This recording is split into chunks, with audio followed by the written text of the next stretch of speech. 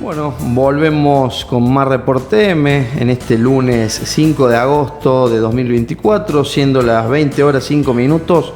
Acabamos de recibir un invitado que teníamos programada su entrevista para este día. Él es un amigo de la casa, un vecino de la ciudad, que también es veterano de la Guerra de Malvinas, es soldado conscripto, clase de 1963. Realizó el servicio militar en el Regimiento 25 del Ejército Argentino en Sarmiento, Chubut, e integró la sección Gato en los combates de Malvinas. Llegó a las islas en el buque desembarco Ara Cabo San Antonio. Actualmente es esposo, padre y abuelo, de profesión peluquero y de corazón malvinero. Así presentamos a nuestro amigo Daniel Vélez. ¿Cómo te va? Bienvenido, Daniel. Buenas tardes Marcos. Gracias por invitarme a tu programa, a esta casa. Y bueno, vamos a compartir un momento seguramente de conversaciones. Efectivamente, Daniel. Cuando te planteé esta entrevista, la posibilidad era... ¿Por qué siempre hay que hablar de Malvinas entre abril y junio, por ejemplo? ¿Por qué no lo podemos hacer en agosto, en cualquier momento del año? Malvinas es todos los días del año, ¿sí? Y no solamente es el conflicto. Malvinas tiene un montón de historias, un montón de cosas que podemos ir descubriendo con alguien tan privilegiado como vos, que pudiste pisar las islas, las conociste, más allá de la experiencia en el combate. A ver qué nos podés ir transmitiendo de estos conocimientos. Vamos a ir conociendo por ahí datos, información que no tenemos tan en cuenta, ¿no?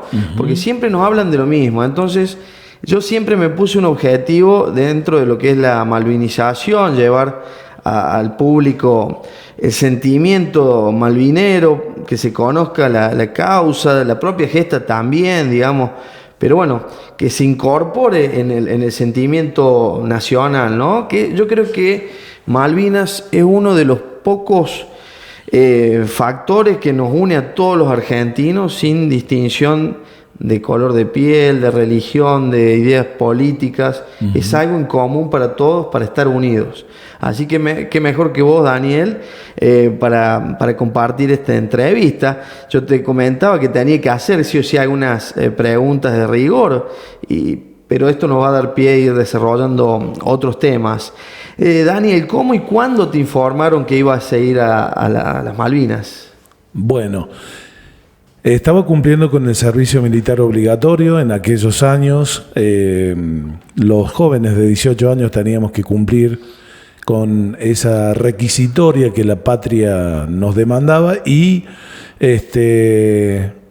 un día 26 de marzo de ese año 82 se realiza una formación muy particular. Supuestamente era para controlar nuestro equipo de lo que nos habían provisto, mejor dicho, que era nuestra indumentaria.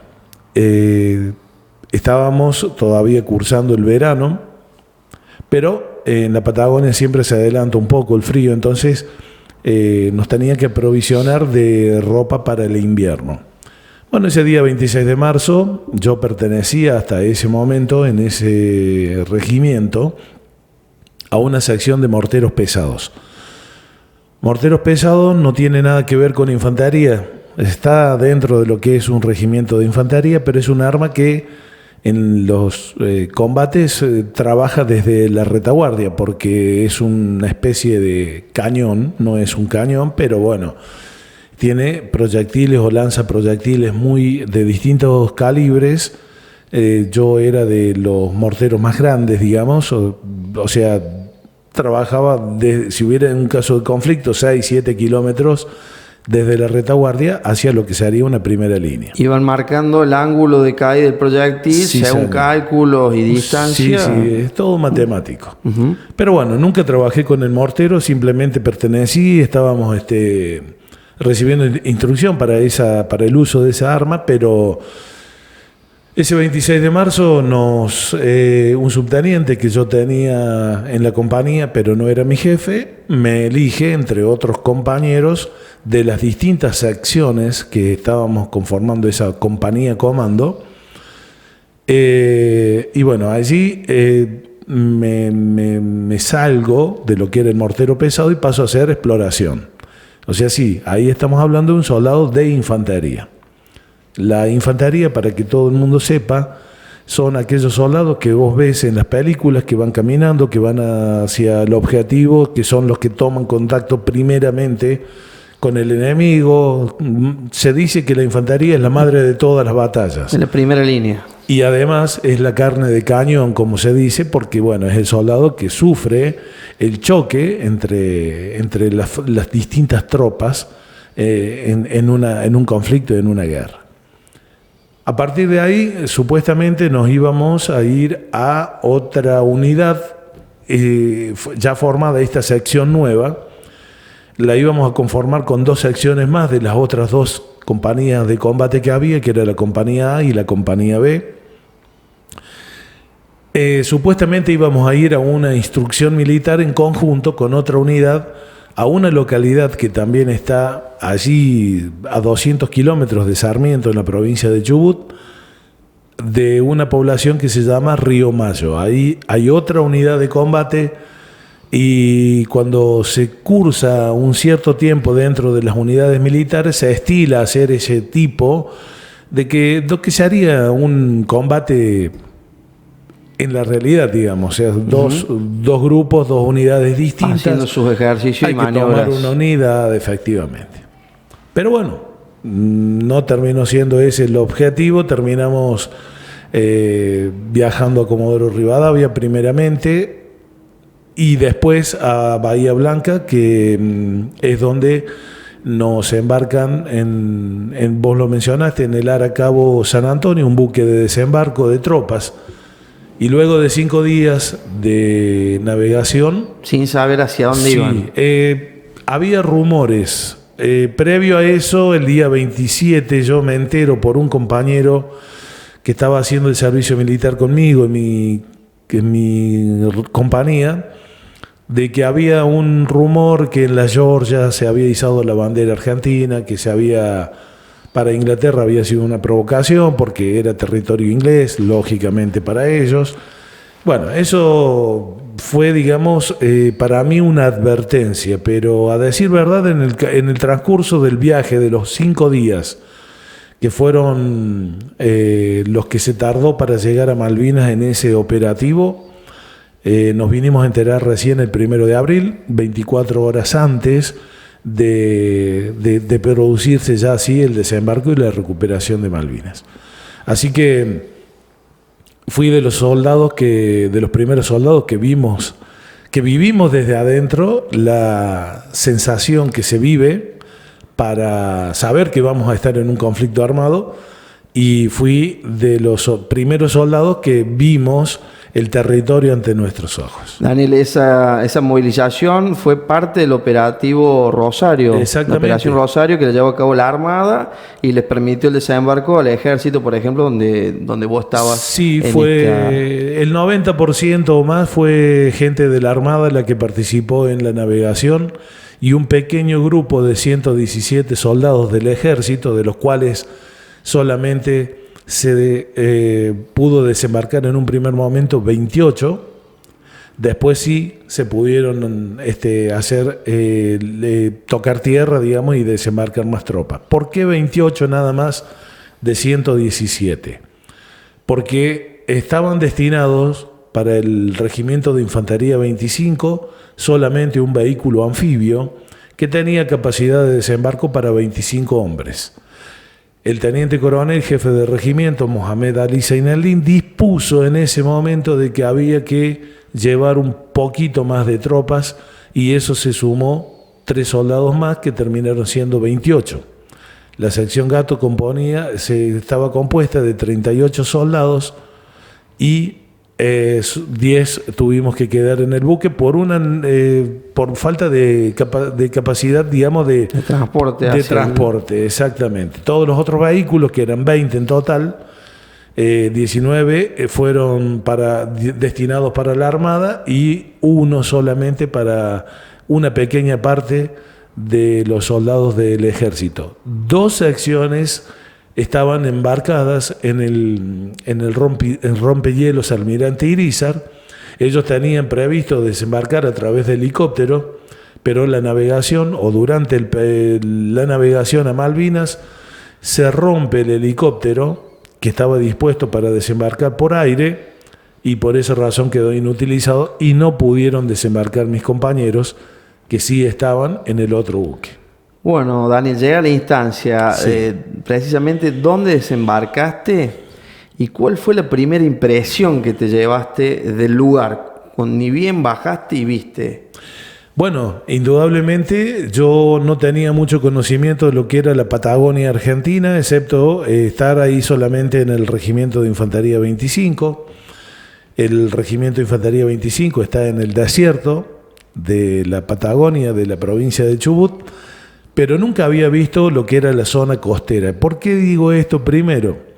Porque después, con muchos años después, yo pude viajar, conocer el continente, la parte del continente nuestro, Río Gallegos, Toda la San zona Julián, costera austral. y ahí vi que el paisaje o la geografía era muy similar a Malvinas. El primer impacto que yo me llevo, primero la desolación y el silencio. Malvinas es un territorio muy particular, muy especial, digo yo, que hasta inclusive es inspirador hasta para los escritores y poetas. Mira. Porque el silencio que se escucha, y digo esto con ironía, en Malvinas es absoluto. Vos tenés es tanta la tranquilidad que hay debido a que no hay cantidad de población suficiente como para generar un impacto ambiental o un ruido que pueda parecerse a una ciudad. Entonces, Puerto Argentino, que está a la orilla del mar, hay una bahía, y a un costado de esa bahía está emplazado lo que es el territorio de la ciudad de Puerto Argentino, con sus típicas casas de color blanco, de madera, techos de chapa, de distintos colores, un paisaje muy particular, muy británico además. De película, de la campiña inglesa, de decir, mira, ahí te fue Efectivamente. cayendo la ficha, ¿dónde estabas?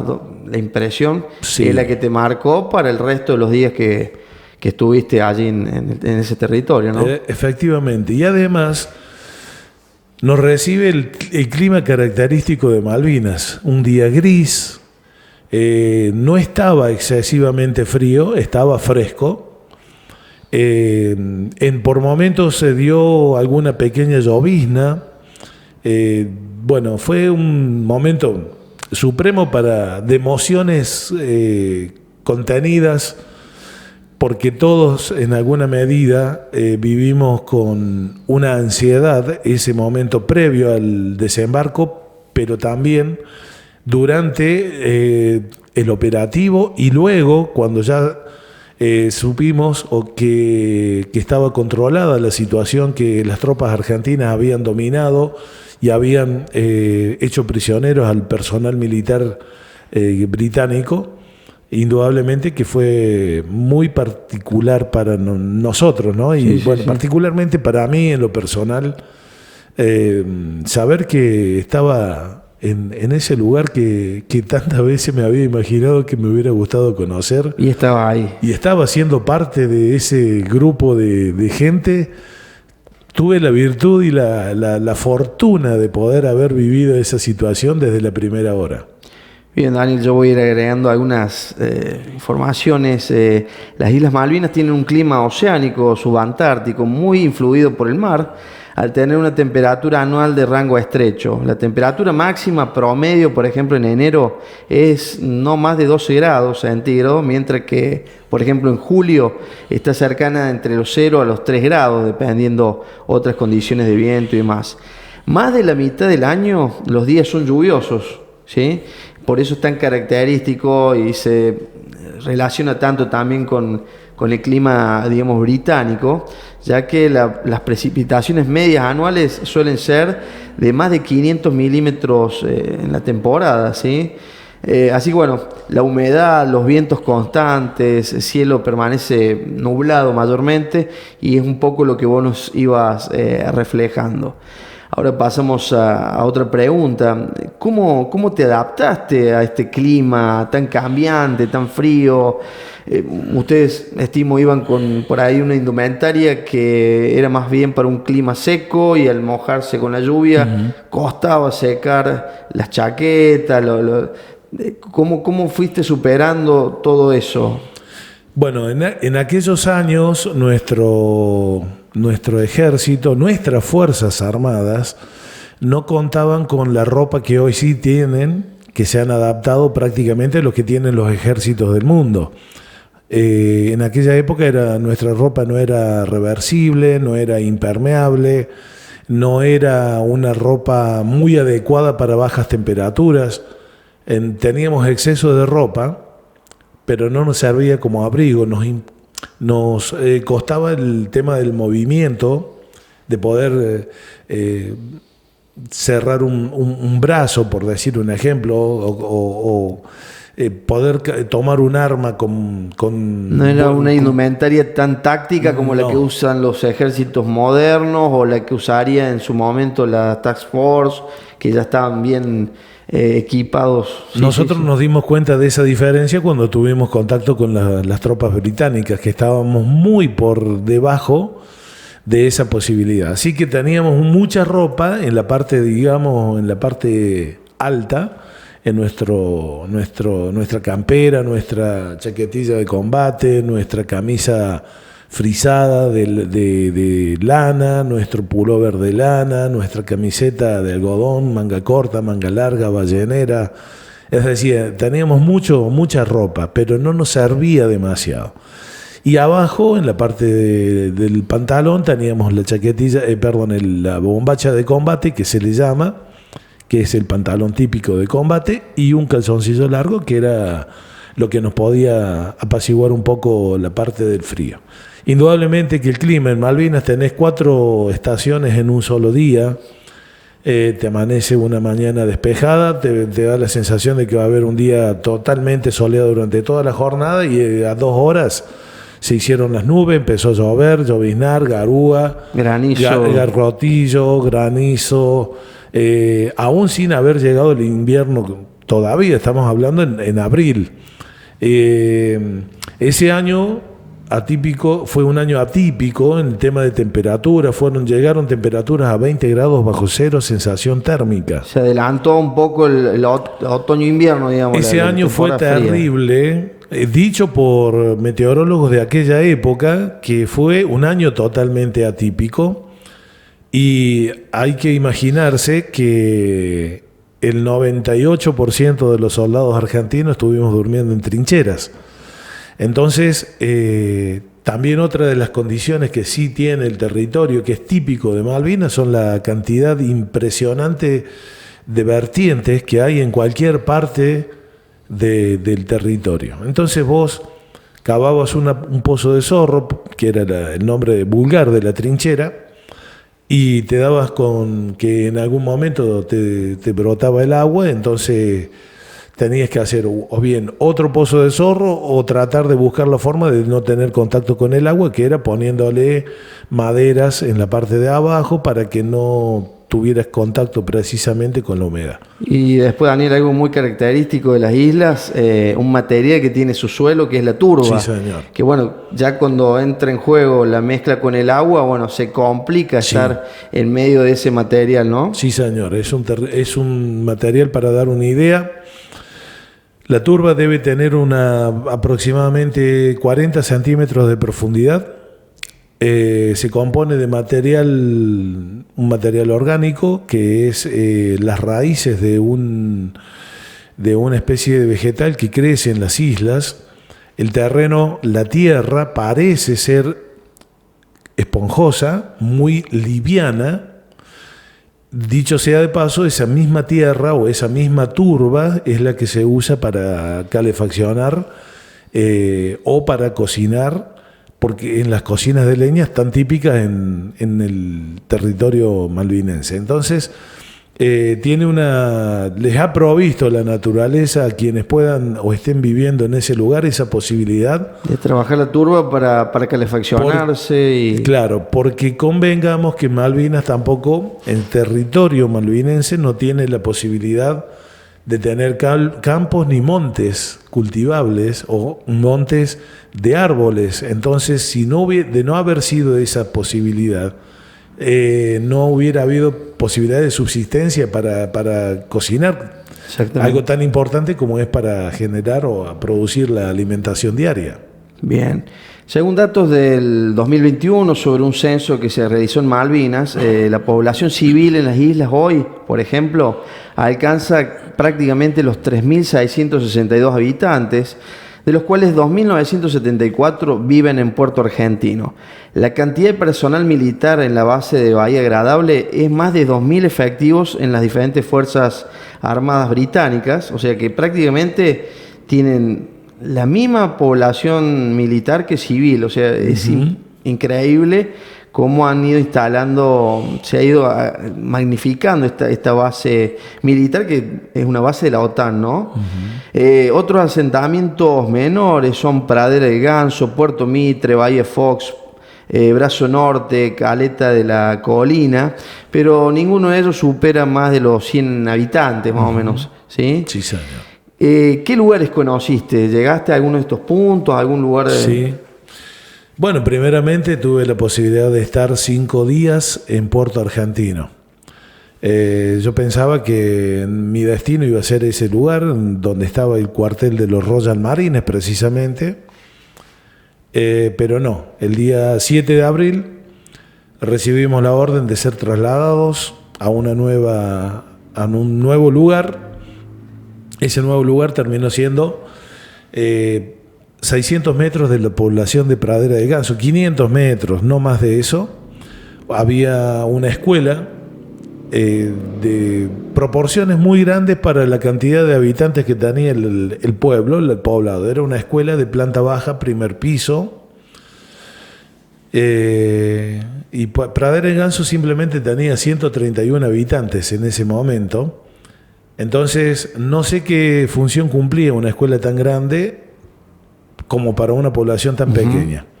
Vos lo dijiste recién, la población mayoritariamente estaba en ese momento, está en Puerto Argentino. Pero bueno, ese fue nuestro primer lugar de asentamiento. Ya cuando comenzaron los primeros bombardeos o los primeros ataques aéreos, que fue el 1 de mayo, una semana antes de este bombardeo, nosotros habíamos estado haciendo un trabajo de ver dónde poder operar dentro del poblado de Pradera de Ganso. Es decir, teníamos dispuesto que si se empezaban los combates o había una posibilidad de desembarco, teníamos que ocupar un sector. Cuando se produce el bombardeo, fuimos a ocupar ese sector y a partir de ese momento empezamos a estar ya dentro de lo que era la población de Pradera de Ganso, pero en las orillas hacia el mar, digamos. Entonces estaban las casas que estaban...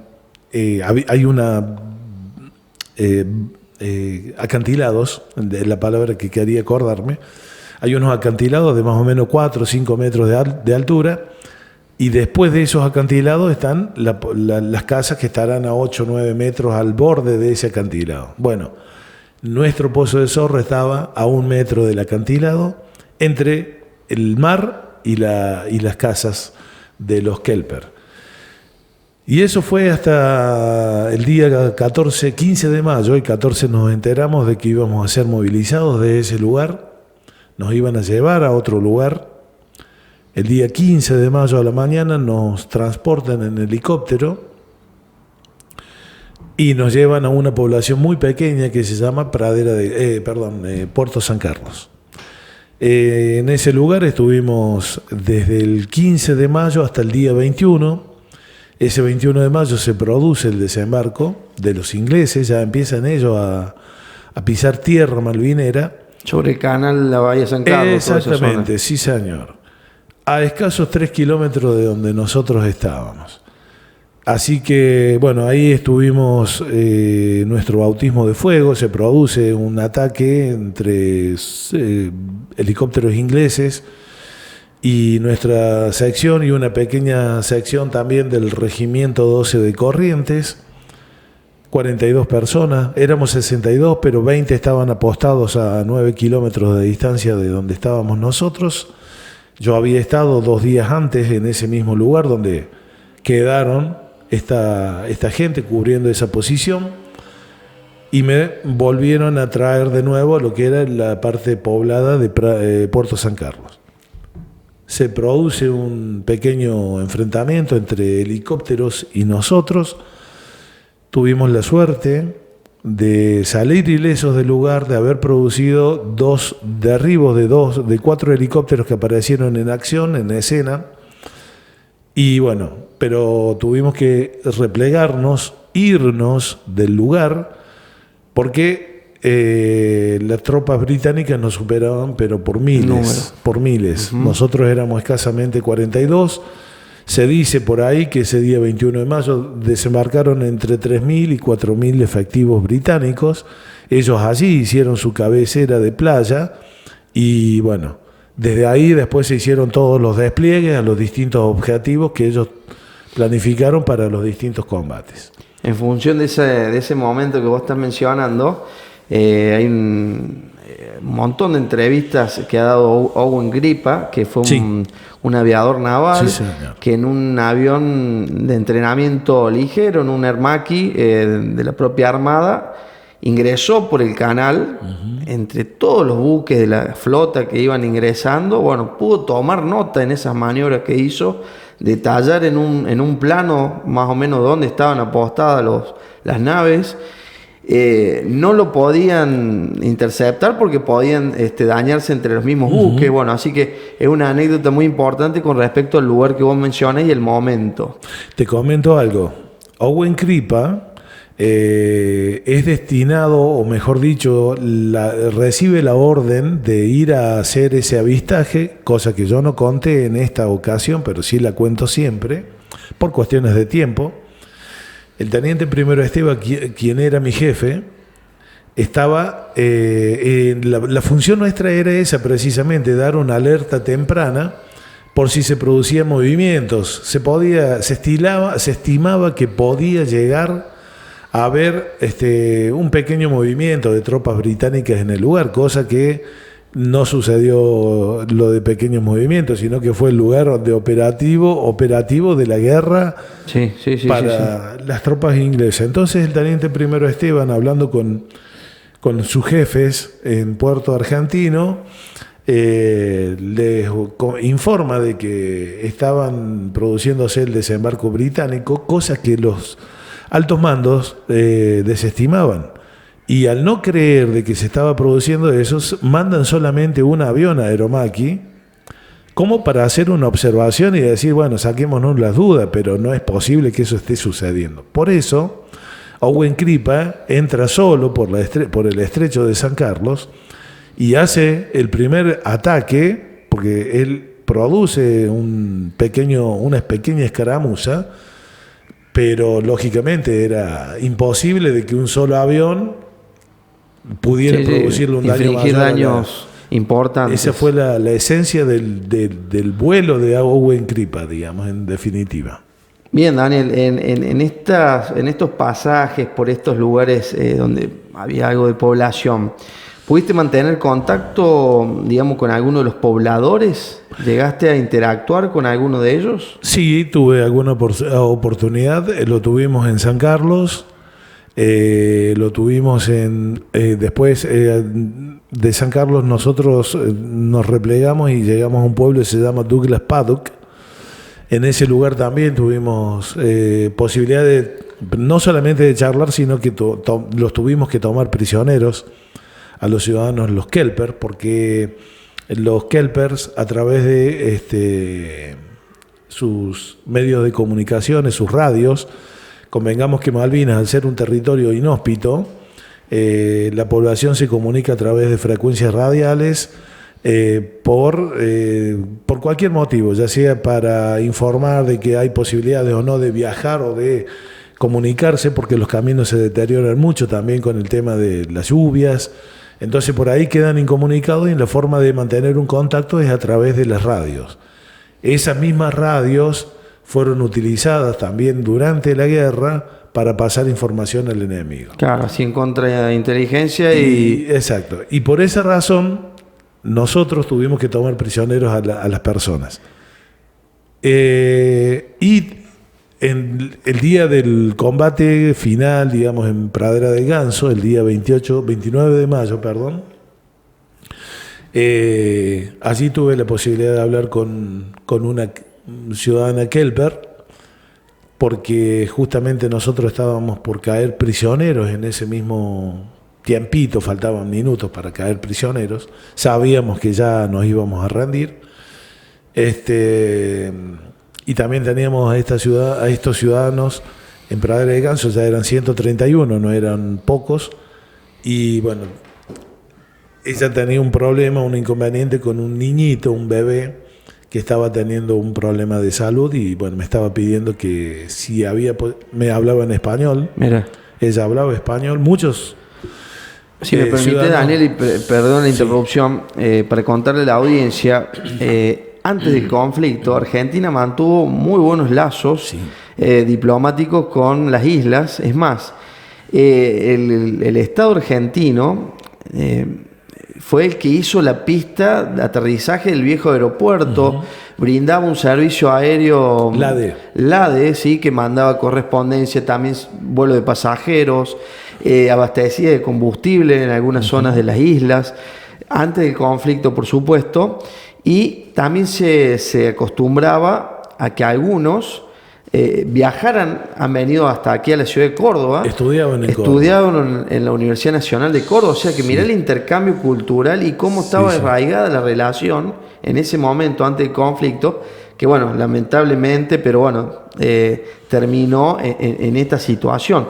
Y es como vos decís, mira, sabían hablar mucho español, bueno, llevamos una relación que podría haber desembocado en otra realidad si no hubiésemos llegado al conflicto, pero bueno, la historia lo ha marcado así.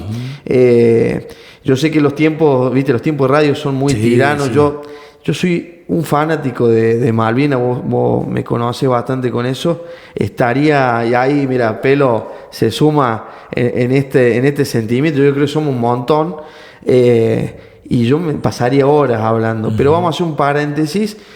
Quiero que vos me digas qué canción de rock argentino o internacional te gustaría escuchar cuando vamos terminando la nota. Mirá, sería contradictorio, pero yo antes de ir a la guerra de Malvinas era fanático de Pink Floyd. Mira.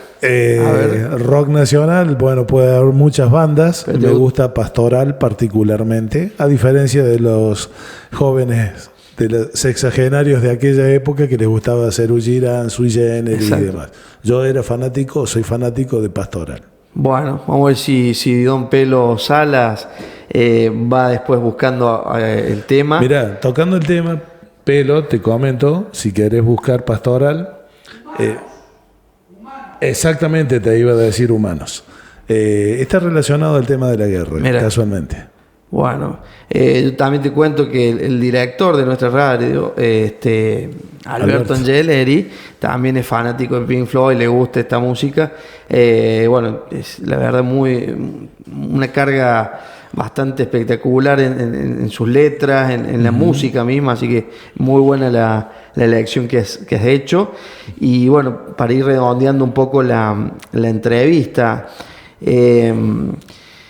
yo te digo, yo soy un convencido que en algún momento vamos a recuperar la soberanía efectiva sobre nuestras islas. ¿Vos pensás que esa recuperación se puede lograr mediante la diplomacia?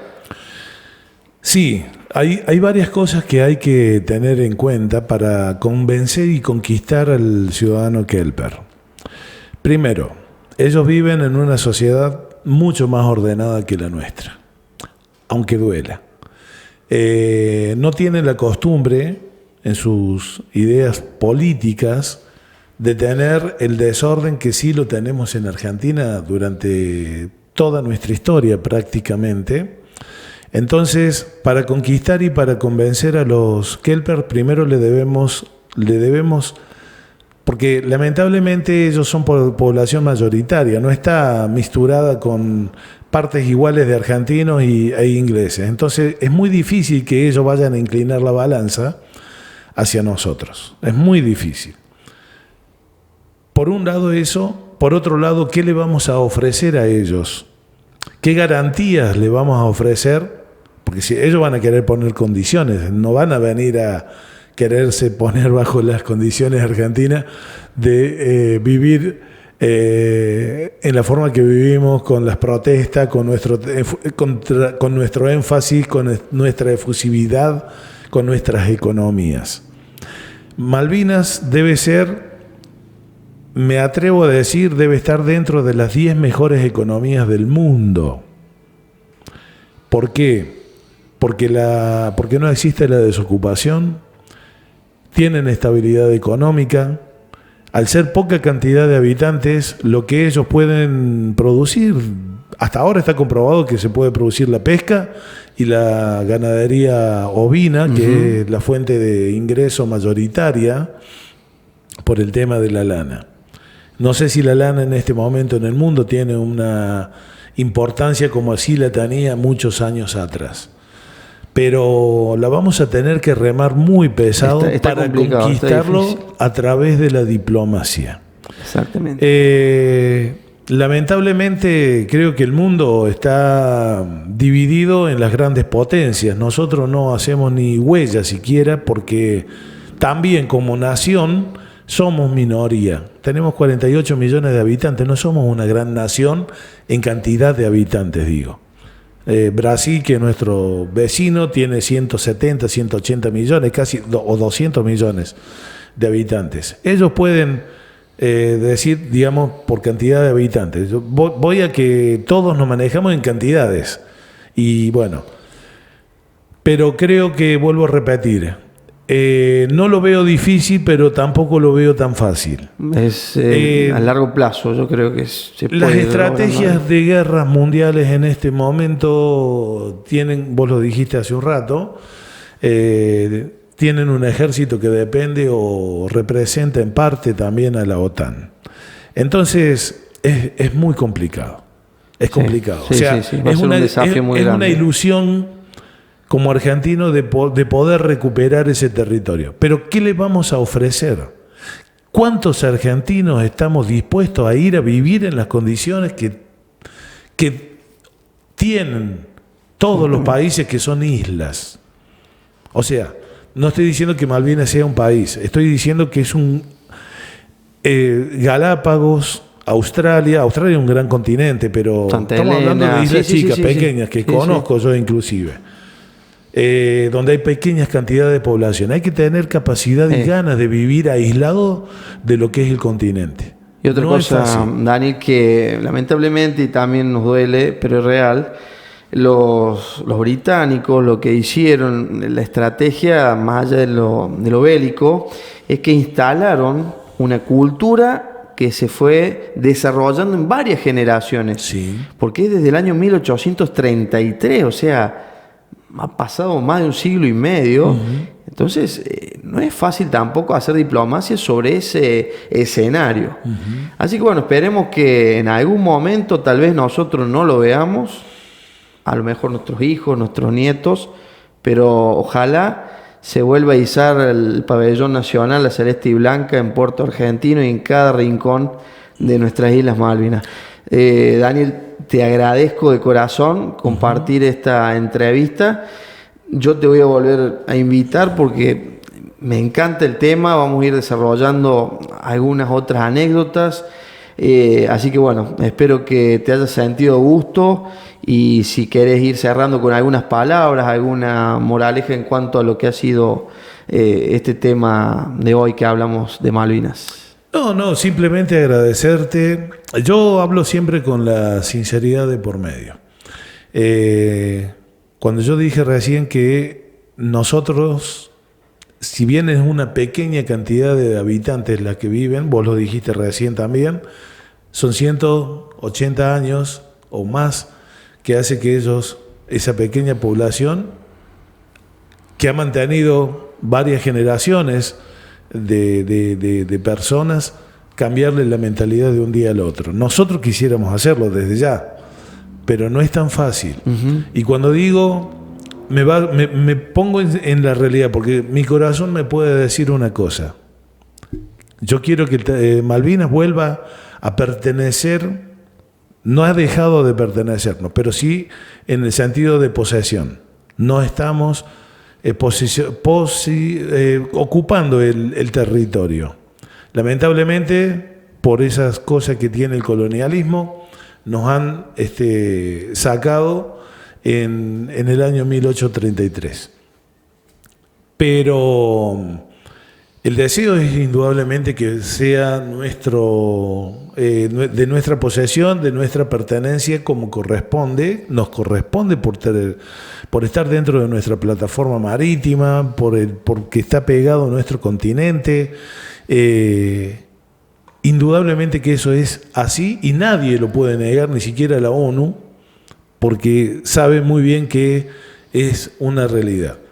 Pero vuelvo a repetir, debemos ser un país más serio, debemos ser un país que a nuestros representantes realmente les interese el tema, porque pasa por ahí, todo es mediante el trabajo de un sentir nacional que muchas veces en nuestra cultura no está establecido como una orden del día. Nuestras políticas que han ido pasando a través del tiempo nunca han sido coherentes con los reclamos tampoco. No hay políticas de Estado, esto lo vamos viendo en todos los ámbitos de nuestra vida y es como vos decís también en la causa Malvinas. Entonces, tenemos muchas cosas para solucionar primero, para saber de que una vez que eso llegue, que cuando llegue ese momento, de decir, bueno, le vamos a brindar las mismas condiciones económicas, inclusive que ellos tienen, ellos deben estar arriba 3 veces, 4 veces más arriba que nosotros, un sueldo promedio de cualquier ciudadano de ellos. Sí, yo leía que el PBI en las islas es similar al Principado de Mónaco, Sí. Tiene una condición muy similar en números, o países como Noruega, por ejemplo, están a otro nivel. Estamos hablando de grandes economías para un trabajador. Entonces, nosotros vamos los que vayan a trabajar allá van a tener las mismas, digamos, de argentinos que se puedan establecer en el lugar. Porque hay que vivir, vuelvo a repetir, en las islas. No es para cualquiera. Bueno, Daniel, muchísimas gracias. Entonces vamos a ir buscando algo de Pink Floyd, este tema pastoral, nos dice el amigo Pelos. A ver, ¿con qué nos vamos? Estás escuchando Reporte M.